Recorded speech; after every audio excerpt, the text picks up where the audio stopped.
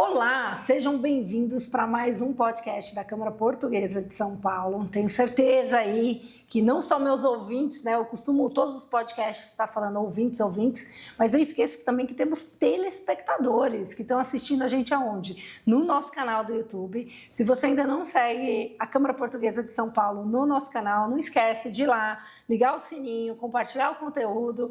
Já temos vários episódios com assuntos diversos e hoje a gente tem mais um advogado aqui no podcast. Aí você vai falar, mas mais um advogado? Não é qualquer advogado e não é qualquer tema que a gente está trazendo aqui. Eu fico muito feliz, né, de ter a posição da presidência da Câmara Portuguesa de São Paulo nesse momento, porque eu tenho contato com grandes escritórios de advocacia que são associados da Câmara e aprendo muito com eles. E hoje a gente está com nada mais, nada menos do que o Pinheiro Neto com a gente, né, que não é só uma potência, né, da advocacia brasileira, mas também um associado da Câmara há quase 20 anos. Então, já fez 20 anos, 21 anos associado com a Câmara Portuguesa, que é uma instituição aí centenária, né? Esse ano a gente vai fazer 113 anos. Então, imagina o protagonismo que o Pinheiro Neto tem dentro da nossa Câmara. E esse protagonismo, ele é visto também com todas as ajudas e condução do nosso comitê jurídico dentro da Câmara Portuguesa. E hoje, na figura do Dr. Rafael, Dr. Rafael Gaspar, que deu aqui o prazer da sua presença e o tempo dele aqui conosco, a agenda sempre muito bombástica. Dr. Rafael, obrigado por estar aqui hoje com a gente, obrigado por representar o Pinheiro Neto. E eu quero começar perguntando quando que você começou a trabalhar no Pinheiro Neto, qual que é a tua especialização, o que você trabalha hoje no Pinheiro Neto? Então, claro, em primeiro lugar, bom dia. Para mim é um prazer poder representar o escritório perante a Câmara e muito legal poder ter esse bate-papo aqui. Tenho duas metas nesse bate-papo. A primeira é a Karine ter que parar de me chamar de doutor até o final. E a segunda, fazer que seja um bate-papo muito legal. Não vai ter juridiquês, não vai ter nada. É um papo muito legal sobre ESG, que é um tema que eu gosto muito, pessoalmente, trabalho bastante com isso. E acho que é de interesse de todos, né? Então, algo muito legal. Contando um pouco da minha história, eu sou sócio do Pinheiro Neto, faz aproximadamente um ano que eu comecei a me envolver nos projetos da Câmara, o que me dá muito orgulho. Não só se envolver, como o Rafael, o doutor Rafael, hoje é nosso conselheiro também, um conselheiro ativo. Então, mandei para a família inteira, quando eu virei conselheiro, com bom português, mandei para os portugueses da família. Então, é uma grande honra. E é isso, eu estou há 14 anos no escritório já.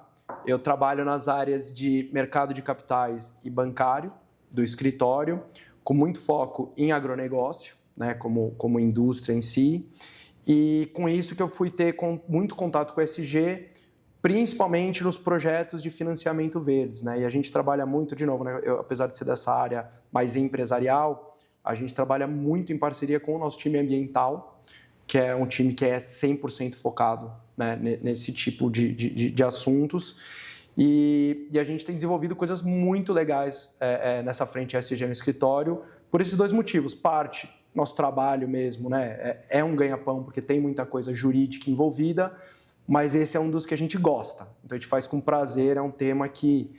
Por isso que é, novamente, um grande prazer poder participar aqui do podcast e bater um papo sobre a nossa experiência no assunto e o que tem acontecido nesse mundo. Muito bom, doutor. Olha, eu sei que pode parecer um tema que a gente fala muito de ESG, ESG, mas ainda tem muita gente que acompanha a gente que ainda não sabe o significado e o conceito do que é essas três letrinhas, do que representa hoje nas corporações. E o Pinheiro Neto é um escritório que tem interlocução com muitas empresas. Então, eu quero escutar do doutor assim, o que é ESG e, na sua visão mesmo, totalmente pessoal, o quanto esse assunto tem estado na pauta dos seus principais clientes. Não, claro. O ESG, né, então ele vem do termo em inglês, né, Environmental, Social and Governance, né? Então o ambiental, social e de governança, né? É um tema que surgiu mais forte. É um tema que, obviamente, é uma coisa que a gente vai estabelecer aqui, não, isso aqui nasceu em 2002 por tal motivo. Ele já vem, porque são princípios até gerais, né? Mas o primeiro documento formal que fala muito do tema ESG e lida com isso é um documento da ONU de 2004. Legal. Né? E desde então é um tema que tem ganhado muito mais força, com todos os temas, as discussões que a gente tem hoje, aquecimento global, diversidade, como a gente melhora como mundo, né? Eu acho que eu vejo o ESG muito nisso. Ele pega uma ampla gama bem grande de temas e sempre falando de melhoria. O que a gente melhora no nosso relacionamento com o ambiente, com a natureza? O que a gente melhora como sociedade? O que as empresas podem melhorar como governança, né? Então, é um tema muito quente, que, de novo, ele vem desde sempre, mas acho que dos anos 2000 para cá cresceu ainda mais. Ouso dizer que nos últimos anos chegou a um topo, não que a gente não tenha mais para onde ir, mas assim, nunca foi algo tão comentado e tão grande.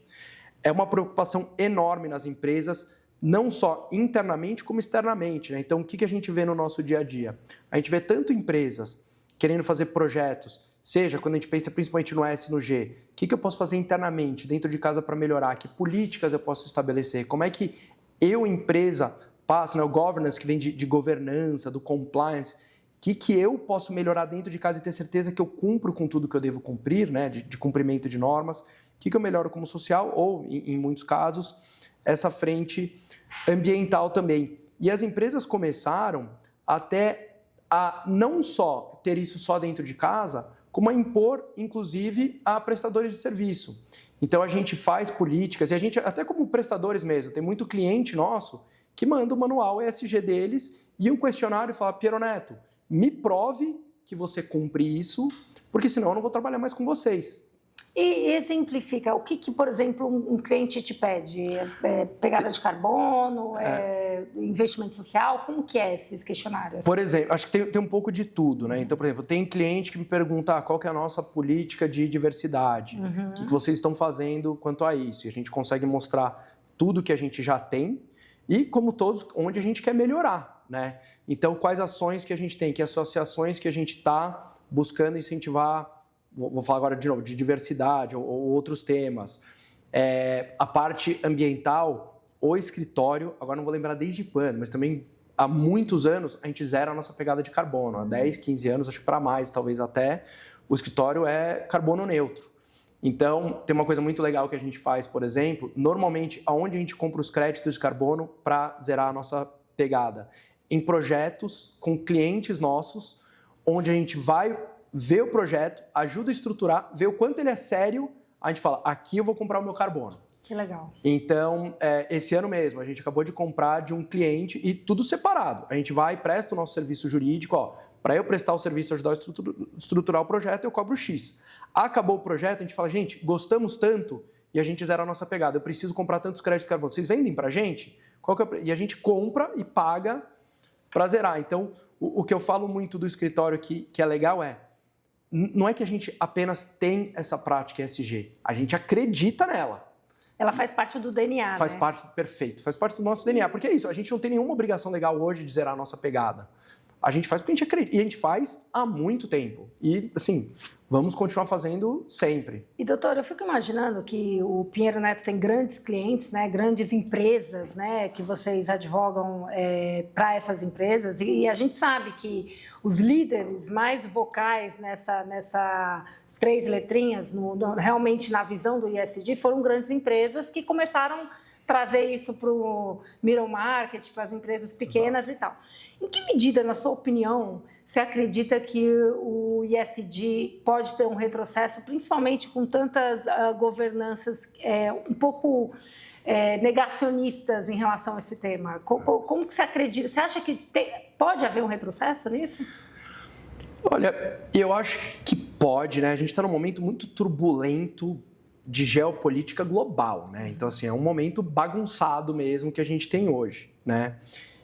E nesse mundo, eu acho que muitas vezes até esse tema acaba perdendo um pouco o foco que estava até um curto período de tempo atrás. Mas o que eu acredito mesmo de ESG? ESG tem a ver com uma mudança cultural, né? Então, eu acredito que muitas empresas não vão mudar, principalmente essas empresas maiores e que são as que estabelecem realmente as melhores práticas.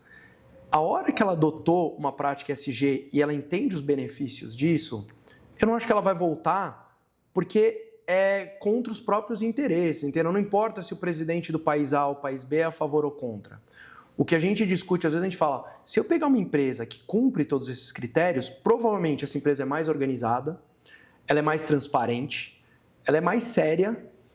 De novo, não que outras não sejam, mas assim, ela tem muitos benefícios que quando eu vou para o mercado, por exemplo, procurar investidores e eu consigo mostrar, olha, minhas políticas, tudo que eu faço e deixo de fazer, a gente acha que o investidor deveria ter uma reação positiva e falar, olha, essa empresa está tão séria e tão organizada nisso, poxa, é aqui que eu vou colocar meu dinheiro. Óbvio, ele vai olhar a rentabilidade, vai olhar o retorno, mas é aquele, o que a gente brinca, o plus a mais, né? Tem ali alguma coisinha diferente. Então, não acho que as grandes empresas vão voltar para estaca zero nesse assunto.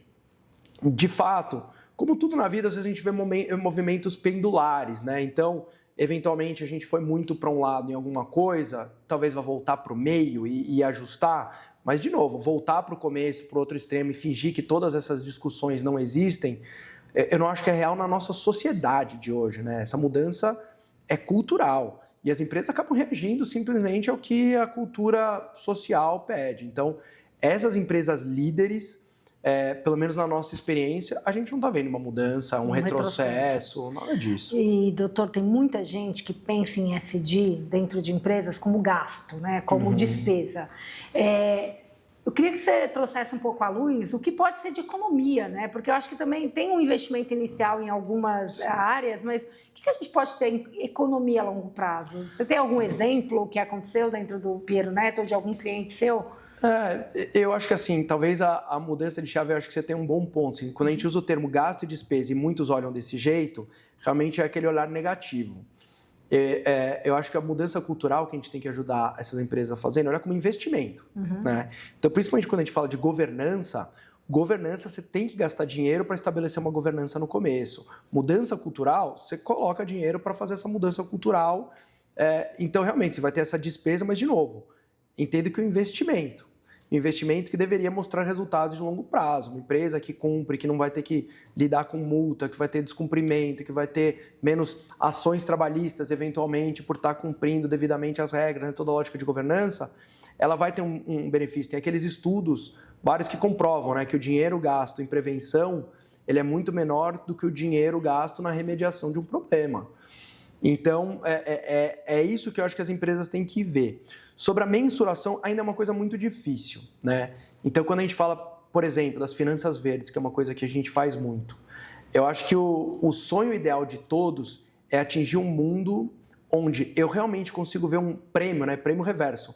Alguém que está emitindo uma dívida verde paga mais barato, efetivamente, mensurável, do que quem emite uma dívida comum. Hoje em dia, eu diria que se existe essa margem, ela ainda é muito pequena. A gente sabe que tem grandes fundos lá fora que querem investir em produtos verdes, né? Aqui focando mais no E agora. Então, tem um capital disponível para isso. A gente participa de muitos projetos, até de associações. A gente vai ter 2 eventos no escritório esse ano sobre isso. Um no Rio de Janeiro, no dia 29 agora, depois outro em novembro, de uma ONG inglesa que acelera projetos ligados a esse tema de finanças verdes. Então, a gente ainda consegue ver esse engajamento, a gente consegue ver esse mundo ideal. Acho que é difícil a gente ver tão claramente ainda essa diferença de preço de um financiamento verde, mas, de novo, acho que tem intenção, as companhias estão aí, tem investidores, muitos fundos, né? A gente falou agora do retrocesso. A gente sabe de muitos fundos de investimento que tinham criado políticas ESG, querem investir em determinados setores e não mudaram. E estão lá, e a gente ouve deles, às vezes, faltam projetos. Me apresentem os projetos. E nisso é onde eu vejo que o Brasil tem uma oportunidade de ouro, porque estamos falando de fundos europeus, fundos americanos, que eles têm o recurso, são os países ricos, mas assim, a gente é o Brasil. A gente é onde tem... nós somos o local com maior potencial de geração de créditos de carbono. O local onde a gente já tem, desde o nosso Código Florestal, que é super antigo, mesmo os produtores, às vezes o agronegócio apanha muito, né? Obviamente que existem criminosos e esses têm que ser punidos. Mas isso é uma exceção, não são a regra. A regra do nosso mundo do agronegócio são produtores muito sérios, muito competentes, sustentáveis, cada vez mais aprendendo como as condutas sustentáveis são benéficas para eles. Então, assim, A gente tem um potencial aqui gigantesco. Doutor, eu acho interessantíssimo você trazer esse assunto do agro, porque no Brasil a gente busca muito vilão e herói para tudo.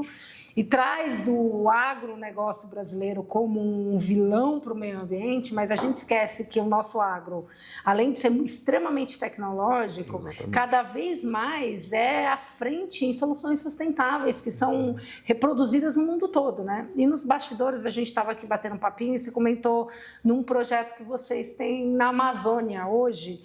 E eu queria que você contasse um pouquinho desse projeto, da transferência da produção de gado. Como que funciona esse projeto e qual que é a ambição do projeto?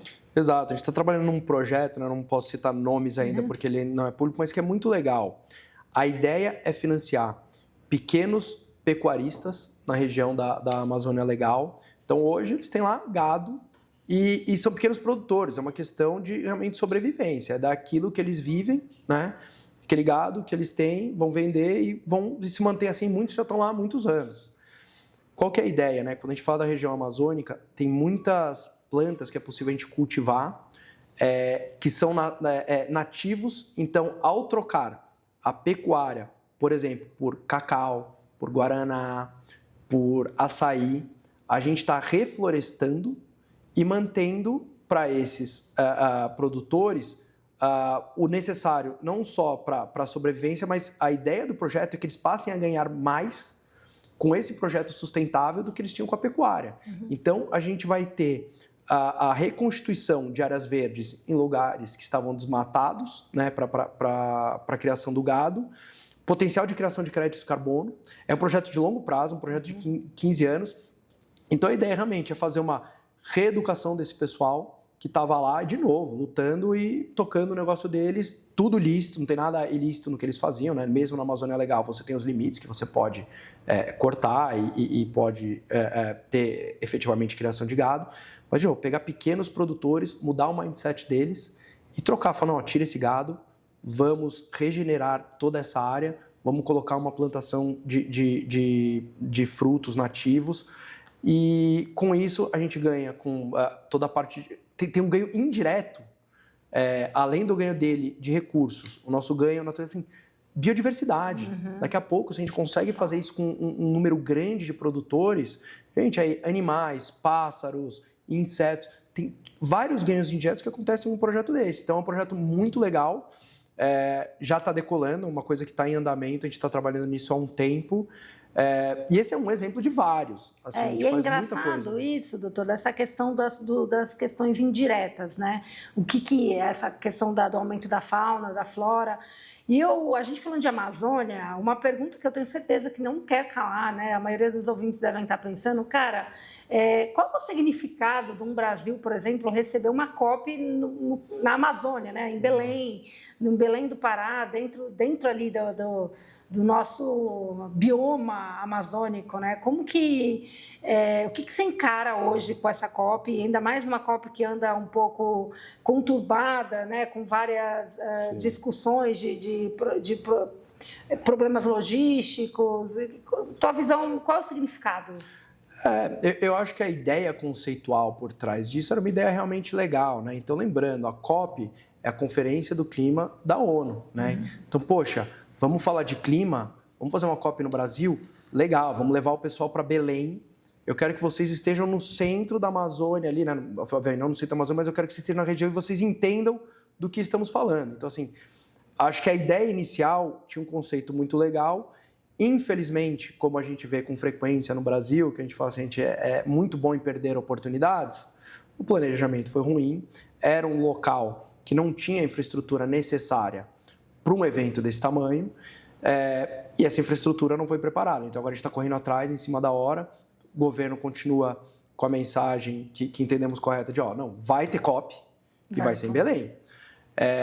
Talvez tivesse, se fosse no passado, talvez pudesse ter tido um planejamento e execução melhores, mas, enfim, vimos isso na Copa do Mundo, vimos isso na Olimpíada, então, infelizmente, é um problema repetitivo que, enfim, aí vai além da nossa discussão.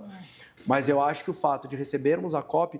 E uma coisa que eu defendo muito, nós brasileiros somos muito ruins de marketing para fora. não marketing, obviamente, temos gente muito boa de publicidade e marketing, mas assim, a gente se vende mal. É essa a questão. Talvez porque a gente não acredite em nós mesmos, né? Exatamente. Falta um pouco de autoimagem, né? Você pega os números, assim, o quanto a gente tem de mata nativa no Brasil e o quanto dessa mata nativa está em propriedades privadas. E, de novo, aí o que a gente faz? Fala que o agronegócio é o problema. Não, não é. Cada vez mais a gente está conseguindo produzir mais em mesma área ou áreas menores. A gente está reflorestando, né? Ganhando eficiência, tecnologia. Nós somos líderes. Ou a gente vê na cana, você tem o etanol, aí tem o etanol de segunda geração que pega aquele bagaço da cana que se perdia e está produzindo etanol de novo.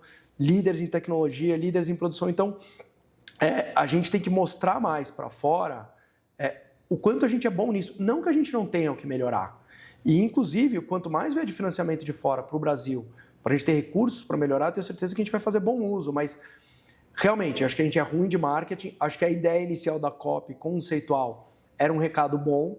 Infelizmente, a nossa execução foi ruim e agora a gente só está falando da parte ruim. A gente está esquecendo a parte boa, porque é um desafio mesmo. A hora que as delegações agenda, não conseguem chegar... Doutora? O que a gente deveria estar discutindo era a agenda. E dentro dessa agenda de discussões, eu queria muito entender qual que é essa visão do papel do Brasil e Portugal nessa agenda. Como que você acha que Portugal se posicionará, né? Ou qual que é a posição de Portugal, mesmo sendo um país pequeno? Sim. Qual que é o protagonismo deles dentro dessa COP também? Não, sem dúvida. Eu acho que assim, Brasil e Portugal, como sempre, como historicamente, a gente tem uma oportunidade de trocar muita coisa. Então, quando a gente fala para Portugal, para fins europeus, Portugal é um país muito focado nas questões também de desenvolvimento verde. Então, assim, Portugal é um dos líderes de geração de energia eólica. Então, faz o bom uso do fato de Portugal ter, para o tamanho do país, uma grande costa e são líderes de geração de energia eólica.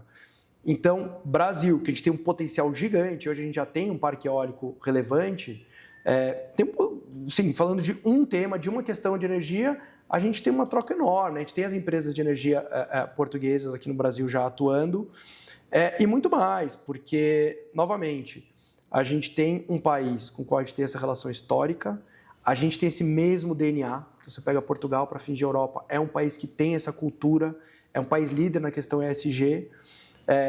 Então, eu vejo assim, uma oportunidade gigante para empresas brasileiras e portuguesas trocarem experiências, trocarem conhecimentos e investimentos, tanto dos portugueses, como eu falei agora, empresas que investem aqui, quanto dos brasileiros irem para lá e também levarem tecnologias que a gente tem hoje. Então, de novo, a gente falou muito aqui do agronegócio.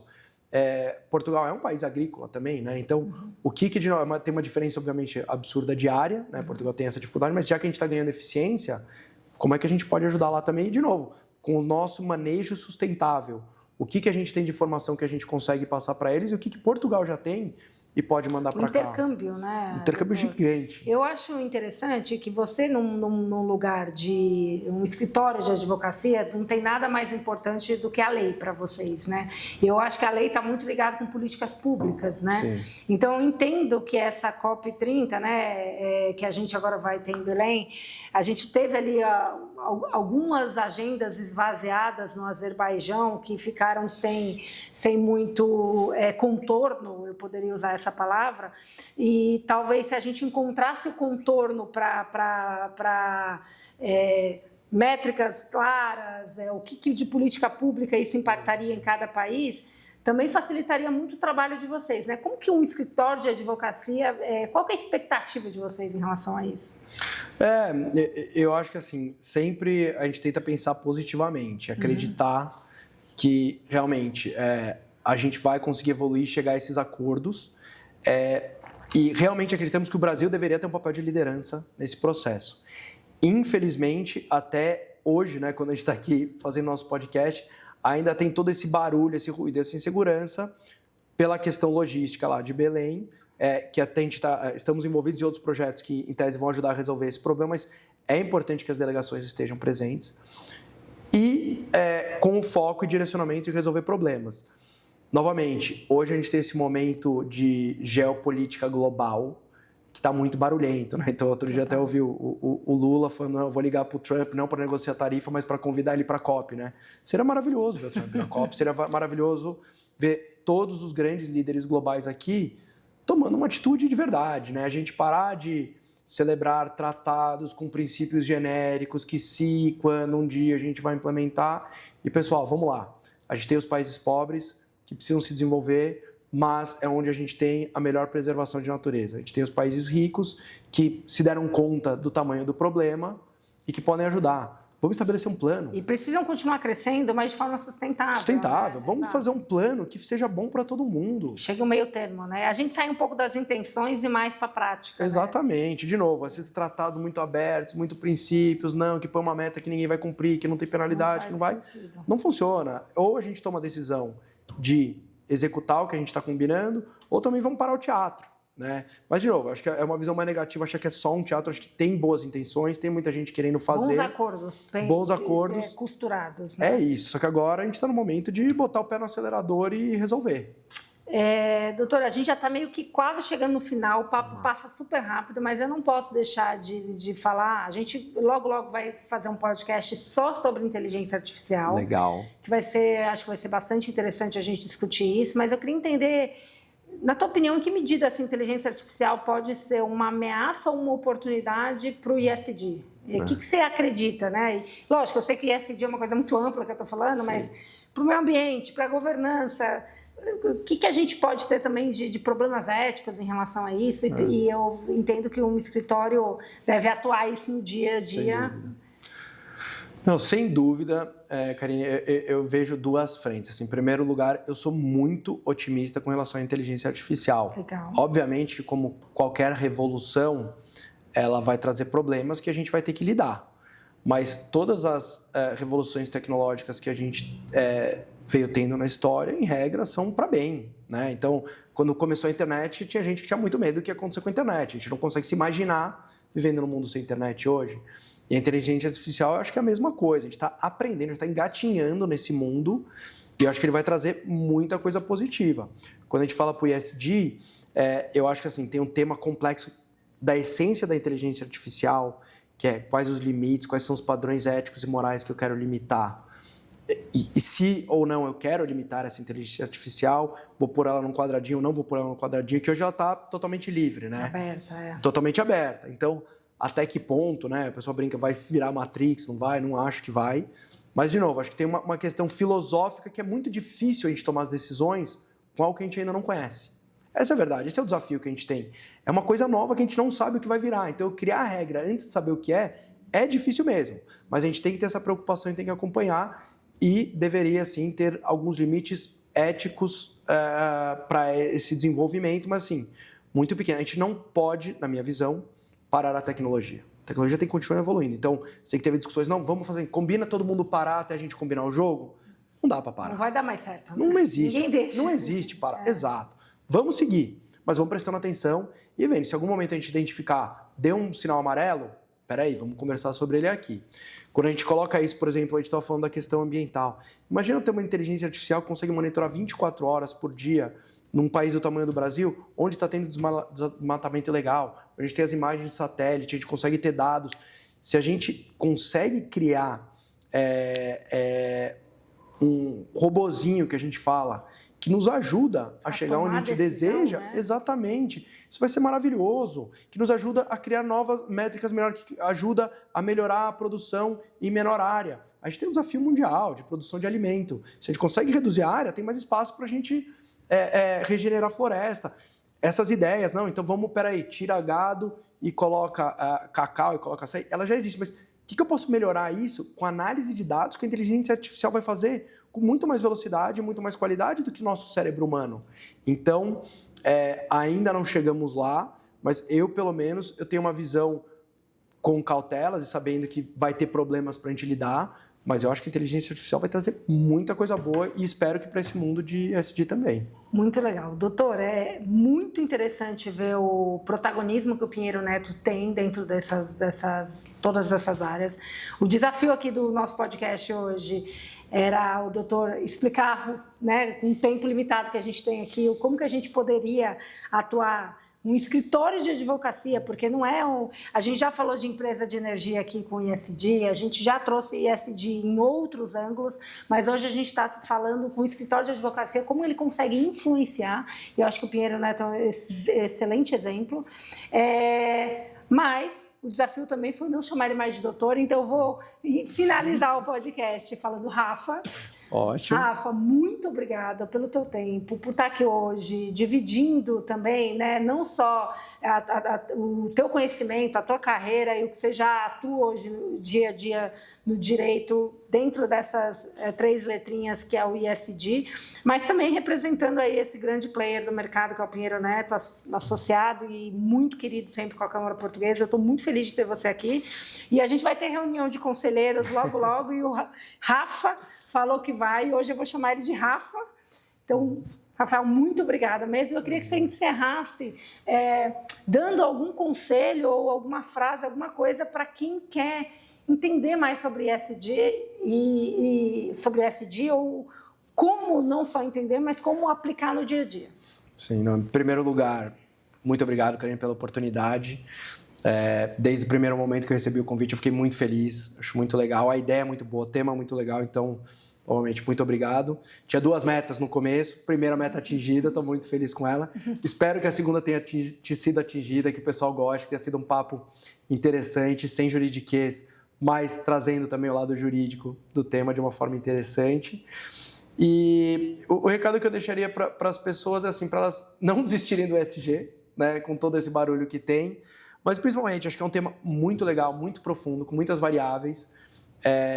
Eu acho que tem muito material online para quem não conhece e quer começar a aprender sobre isso. Primeira coisa, pesquisa mesmo, usa a inteligência artificial. Nunca testei isso, mas pergunta para o ChatGPT, pergunta para o Grok, pergunta para a inteligência que você estiver usando e começa a olhar. Eu acho que para as empresas fica o recado de que vale a pena, não é custo, é investimento.